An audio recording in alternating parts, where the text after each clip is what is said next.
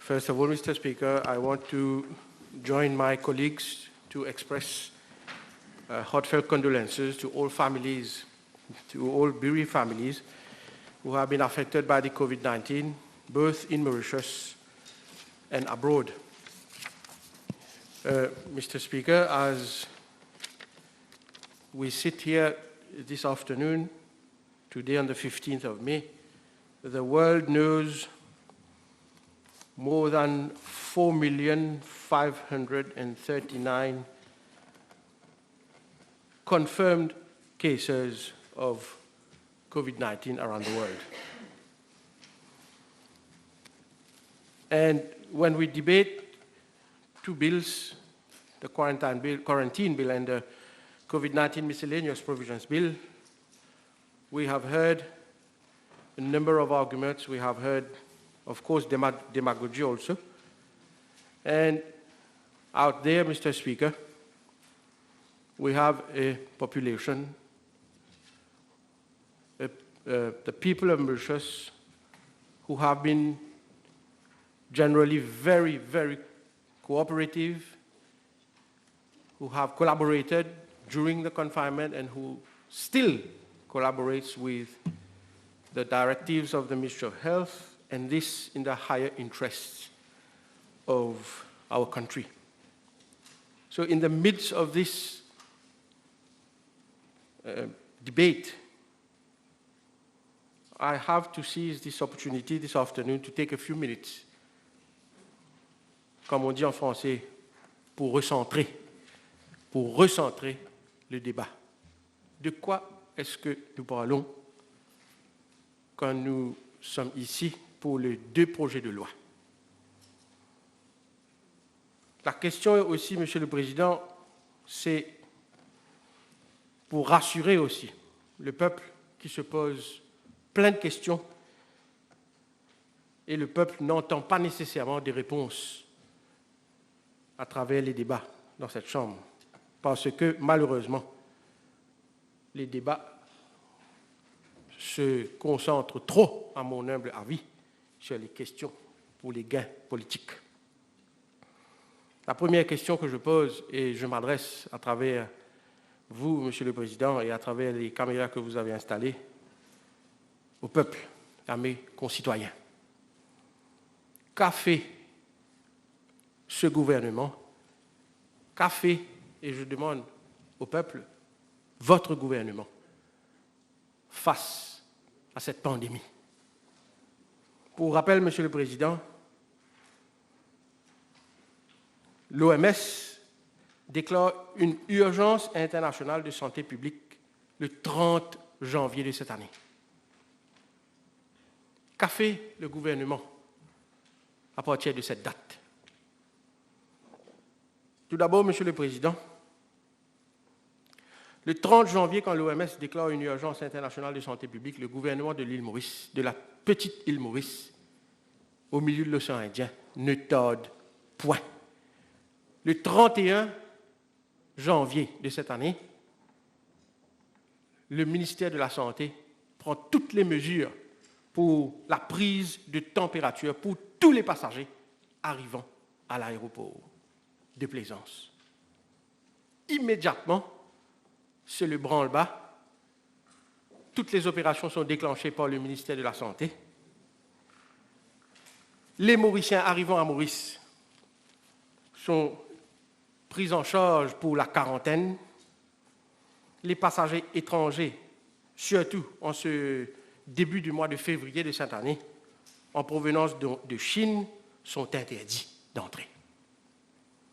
Tout cela pour protéger le territoire mauricien.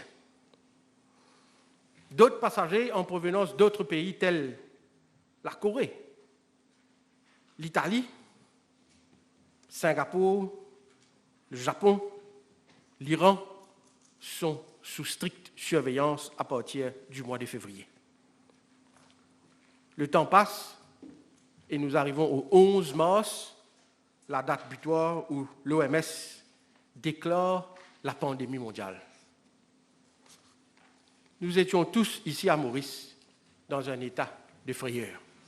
Je n'ose pas exagérer pour dire nous étions tous face à la peur de l'inconnu, mais le gouvernement a pris les décisions nécessaires. Tous les étrangers étaient interdits à partir du 19 mars. Et depuis cette date, plus de 3000 Mauriciens sont rentrés et placés en quarantaine aux frais de l'État. D'abord, dans des bâtiments publics, à Pointe-aux-Sables, Pointe-Jérôme, Quatre-Sœurs, et par la suite, dans les hôtels, avec la collaboration du secteur privé, avec tout l'encadrement médical du ministère de la Santé. Le 18 mars, c'était comme si le ciel nous tombait sur la tête. Nous avons, le 18 mars, les 3 premiers cas répertoriés à Maurice. Et le 19, nous avons le premier décès. Sans exagération, c'était « This is what we dreaded and this is what happened ». What did government do? Government stepped up the efforts. When everybody was confined at home, a small core team worked night and day, 7 days a week, until today, to step up and stand up to the situation. The hospitals in Suyak and Vakwa, the INT, were equipped with all the necessary equipments. Les hôtels, Monsieur le Président, furent reconvertis en centres d'accueil, avec la collaboration, je le redis, du secteur privé. Les ambulances mobilisées 24 heures sur 24. Les véhicules d'autres ministères réquisitionnés. Le ministère de la Jeunesse et des Sports, le ministère de la Sécurité sociale, le ministère de l'Agriculture et d'autres. Véhicules réquisitionnés pour mettre à la disposition du ministère de la Santé. Le protocole de soins, alors que les médecins du monde entier hésitaient par manque d'informations scientifiques, nous avons eu à prendre des décisions sur le moment. Et des décisions ont été prises par les médecins, très courageuses, et ces décisions ont porté les fruits. C'était concernant le traitement à base de hydroxychloroquine et azithromycine. Ces décisions ont été prises par les médecins dans la petite île Maurice. Des décisions ont été prises concernant le traitement à base de plasmaphéreses, alors que d'autres pays dits avancés hésitaient encore. Pendant ce temps, le gouvernement n'a pas lésiné sur les moyens pour s'approvisionner en équipements. 231 tonnes d'équipements médicaux importés à travers les contacts entre le gouvernement de l'île Maurice et les pays amis. De par notre réputation et notre sérieux, les pays amis ont réagi et par vol spécial, par exemple, de l'Inde, 500 000 comprimés de hydroxychloroquine. Un autre vol spécial de Ethiopian Airlines pour les équipements en provenance du Center for Disease Control de l'Union africaine basé à Addis Ababa. 2 millions de masques importés, les Personal Protective Equipment, les lunettes de protection et des gants. Tout ça s'est fait simultanément. Le hotline avait été mis en place, le 89-24. La construction des Flu Fever Clinic avait débuté et qui aujourd'hui est une réalité grâce aux efforts du ministre et du ministère du National Infrastructure. Le contact tracing avait été mis sur place et régulièrement, tous les jours, la population a été informée des résultats du contact tracing. Je prends quelques minutes pour expliquer que le contact tracing avait été mis en place dès le premier jour à Maurice, Monsieur le Président, parce que, alors que le contact tracing avait été mis en place ici dès le premier jour, c'est maintenant que l'Europe découvre ce que c'est que le contact tracing. peut-être que la population à l'île Maurice ne le réalise pas, le contact tracing ne se pratique pas du tout en Angleterre. Alors que nous l'avons pratiqué dès le début, et c'est à travers le contact tracing qu'on a pu savoir où étaient ceux qui étaient potentiellement infectés par le virus. Le gouvernement de la petite île Maurice face à cette pandémie, Monsieur le Président, n'a pas lésiné sur les moyens. Les rapid antigen tests furent commandés.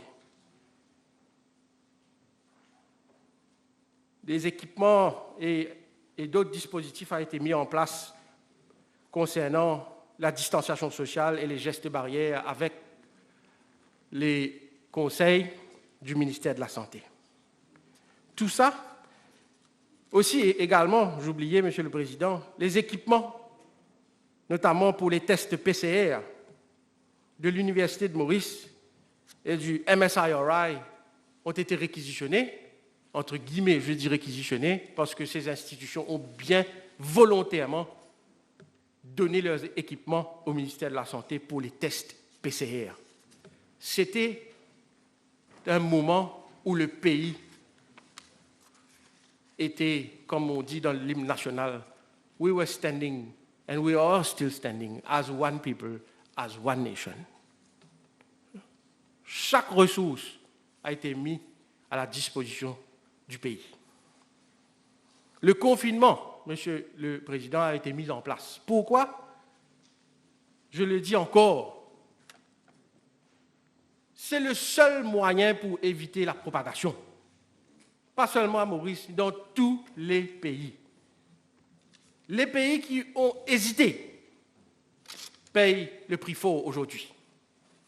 Or, le gouvernement à Maurice n'a pas hésité et a mis en place le confinement dès les premiers jours, ce qui a permis de ralentir la propagation.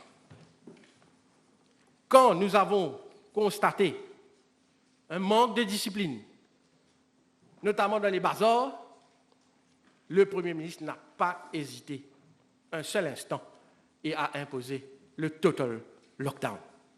Bien sûr, cela a causé des inconvénients à la population, mais c'était dans l'intérêt général, c'était dans l'intérêt du public. Et cela, la population l'a bien compris. Et aujourd'hui, nous voyons que la propagation du virus a considérablement ralenti. En même temps que ces efforts étaient déployés au niveau médical, le gouvernement n'a pas lésiné sur les moyens pour venir en aide aux familles vulnérables. La distribution de vivres a été organisée pour 45 000 familles. Le Wage Assistance Scheme a été mis en place par le ministère des Finances immédiatement pour 243 000 employés. Et en contrepartie, le ministère des Finances a demandé aux entreprises un engagement à ne pas licencier. Et ces mesures se retrouvent aujourd'hui dans le Covid Bill. Pour les self-employed, une allocation de 7 650 roupies à 163 000 travailleurs et petits entrepreneurs du secteur informel.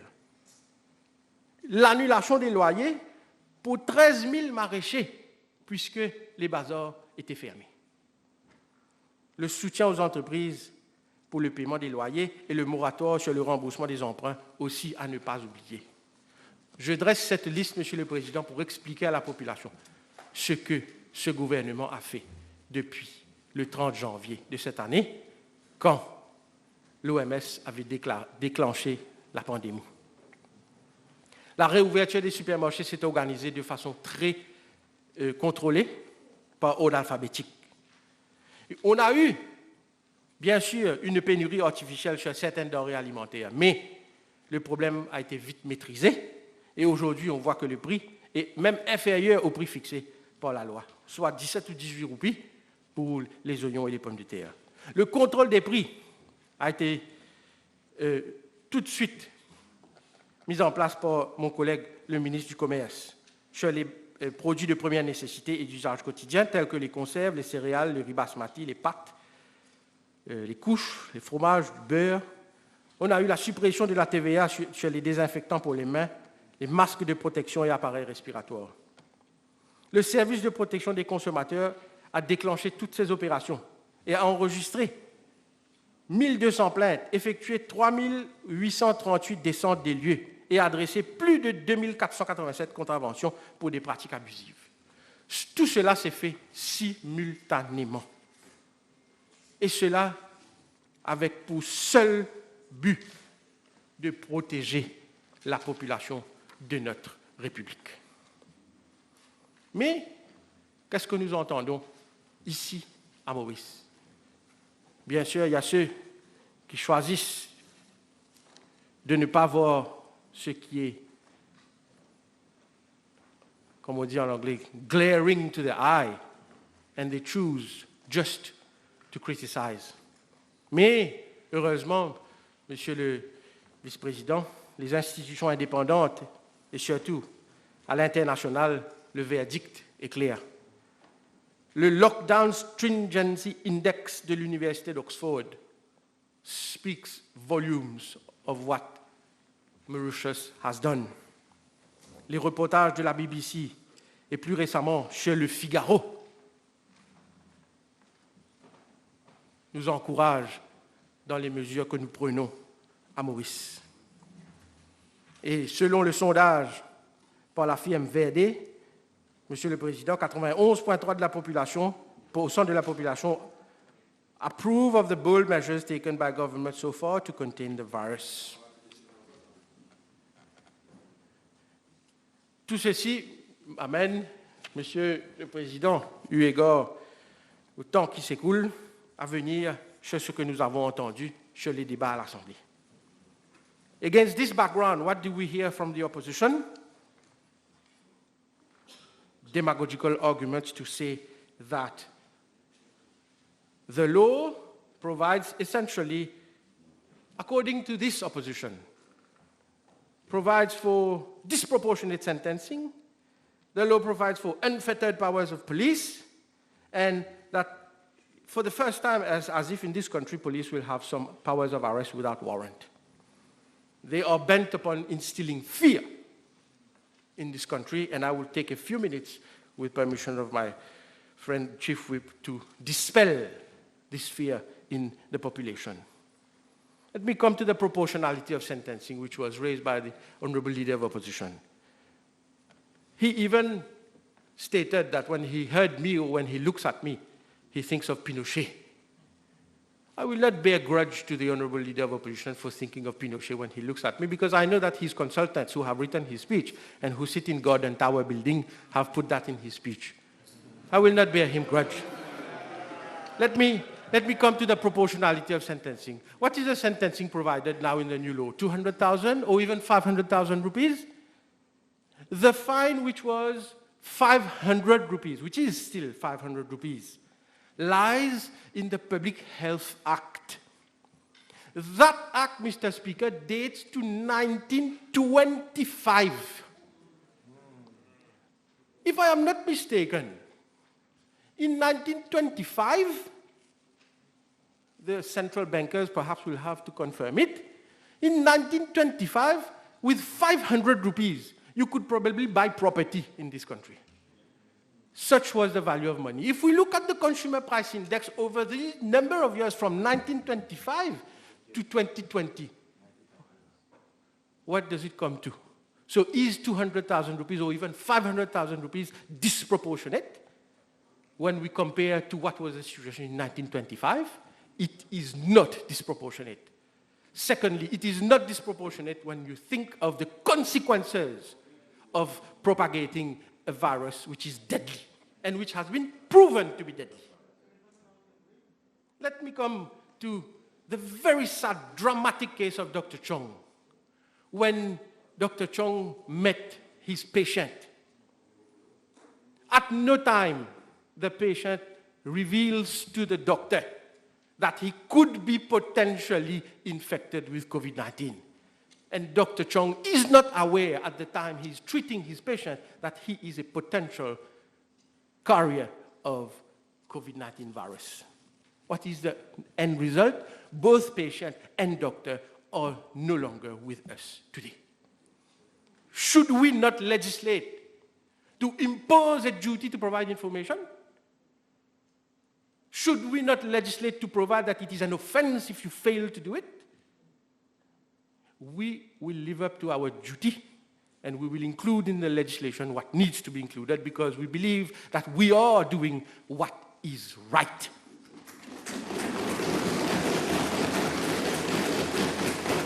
Let me come to the alleged unfettered powers of the police to arrest. Unfortunately, they have instilled so much fear that this has reached a stage where I have read letters even coming from le diocèse. On parle des pouvoirs accrus de la police. Qu'est-ce que ça veut dire, pouvoir accru de la police? Ça veut dire plus de pouvoir comparé à la situation antérieure. Est-ce qu'on a donné des pouvoirs accrus à la police, monsieur le Speaker? Laissez-moi lire la section 11 du Quarantine Bill, telle que devant la Chambre. Merci.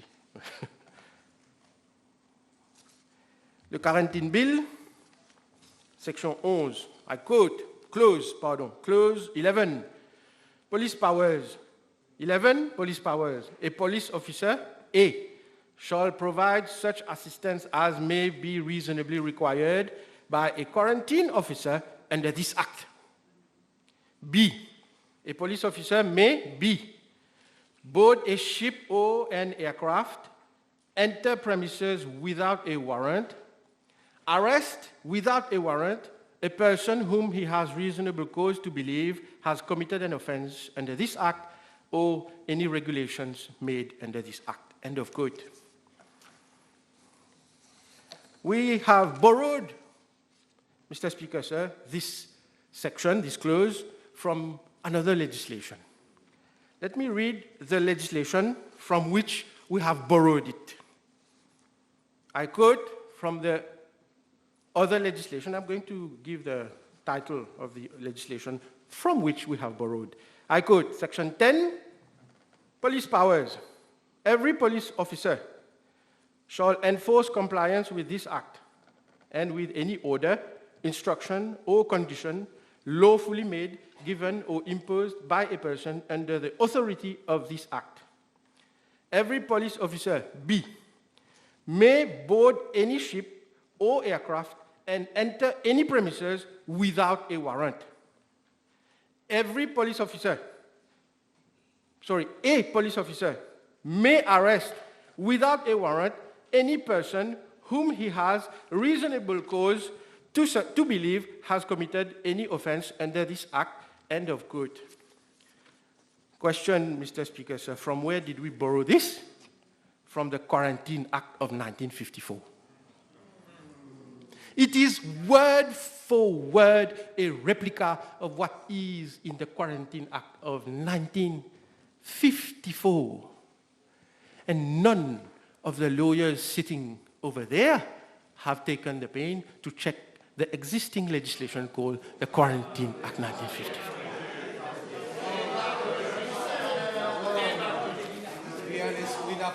Oh, they have checked it and deliberately chosen not to mention that it already exists in the Quarantine Act 1954, and they have deliberately, out of demagogy, instilled fear in the population of this country. There is more, Mr. Speaker. They pretend that it is for the first time that we speak of arrest without warrant. There is another legislation, Mr. Speaker, sir, called the District and Intermediate Courts Criminal Jurisdiction Act. Mr. Speaker, sir, do you know when this legislation was enacted in this country? In 1888. In that one, in the DIC, commonly called the DIC Criminal Jurisdiction Act, even a private person can arrest without warrant when he sees a crime committed or attempted to be committed or a dangerous wound given. That's section 16 of the DIC Criminal Jurisdiction Act. I quote it, a private person who sees a crime committed or attempted to be committed or a dangerous wound given may, without warrant, arrest the offender. Are we reinventing the wheel? And section 22 of that DIC Criminal Jurisdiction Act, an officer, of course, speaking of a police officer, an officer may arrest a party without warrant in all cases where a private person may so arrest, and also on a reasonable charge made of a crime committed or of dangerous wounds inflicted by the party arrested. Le contrôle, Monsieur le Président, c'est par le magistrat, where the prisoner or the arrested person is taken before a magistrate, as has always been the case and will always be the case in our country. This is the level of the argument of this opposition. Finally, in the quarantine bill, it is very clearly stated that the power given to the police officer is to provide assistance as may reasonably be required by a quarantine officer under this act. Paragraph A and paragraph B have to be read together and not like they have done disjunctively. This is a basic cardinal rule of statutory interpretation as far as the law school I have attended is concerned.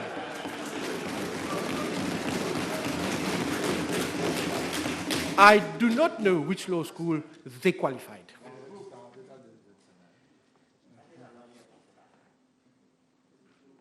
This is what I wanted to highlight as being the arguments of this opposition. Before I end, Mr. Speaker, of course, time being of the essence, two things I want to say. First of all, it concerns my colleague, the Minister of Labour, who recently had made a statement in public concerning a question of pay cut allegedly attributed to the party, the MMM, on his own behalf and on behalf, since I have the floor on behalf of government, I want to make it clear that, bien sûr, les paroles ont dépassé sa pensée. He was laboring under a misapprehension, and he has already honorably made amends today in public, and I confirm same in this House. Finally, before I was about to say resuming my seat, but I am already seated. Before ending, Mr. Speaker, my colleagues join me to thank you and the staff of the Assembly for making necessary arrangements in this House. This has allowed us to sit in these troubled times in keeping with the rules of social distancing. I thank you, Mr. Speaker.